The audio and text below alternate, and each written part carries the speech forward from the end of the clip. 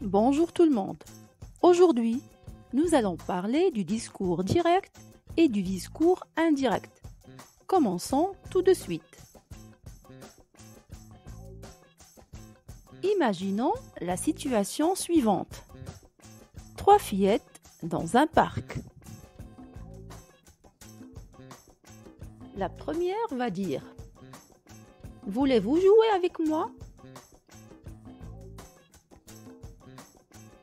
La deuxième, qui n'a pas bien entendu, va demander « Qu'est-ce qu'elle dit ?» Alors, la troisième fillette va rapporter les paroles de la première en disant « Elle demande si nous voulons jouer avec elle. »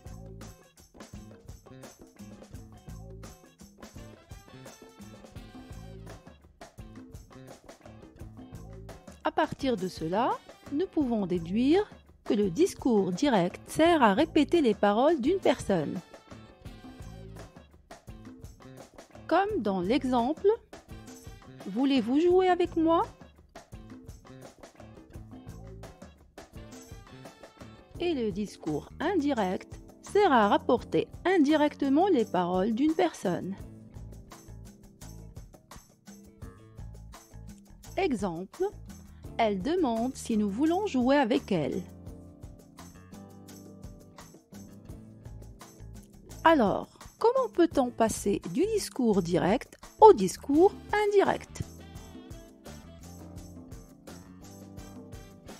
Tout d'abord, il faut regarder le type de la phrase qu'on doit rapporter. Si je rapporte une phrase déclarative, j'ajoute que après le verbe de parole, dire. Regardez l'exemple suivant. Martin dit « Elle est partie en France ». Au discours indirect, on va obtenir « Martin dit qu'elle est partie en France ». Vous remarquez que les 2 points et les guillemets ont disparu. Si la phrase est interrogative, on a plusieurs possibilités. Quand on rapporte une interrogation totale, c'est-à-dire une question à laquelle on répond par oui ou par non, on utilise si et on supprime le point d'interrogation. Exemple, Olivier demande « Elle va bien ?» Et au discours indirect, on va dire « Olivier demande si elle va bien ». Quand on rapporte une interrogation partielle, c'est-à-dire une question qui contient un mot interrogatif comme « pourquoi »,« comment » ou on utilise au discours indirect le même mot interrogatif. Regardez l'exemple suivant.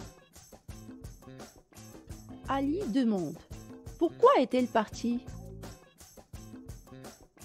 Au discours indirect, on va dire « Ali demande pourquoi elle est partie ». Ici, on a gardé le mot interrogatif « pourquoi », mais on ne garde pas l'inversion du verbe et du sujet, ni le point d'interrogation.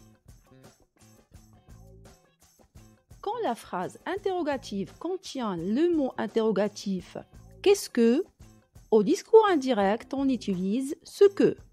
Regardez.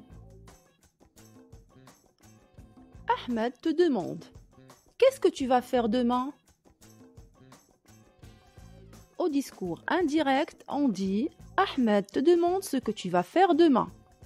Le mot interrogatif « qu'est-ce que » est devenu « ce que ». La même chose pour le mot interrogatif « qu'est-ce qui » devient « ce qui ». Regardez.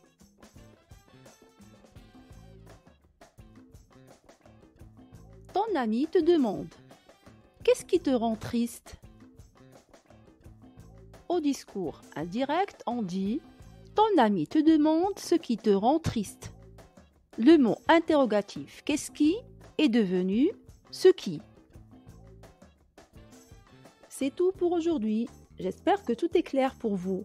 Si vous avez encore des questions, n'hésitez pas à les poser dans les commentaires de cette vidéo. Je vous dis à très bientôt.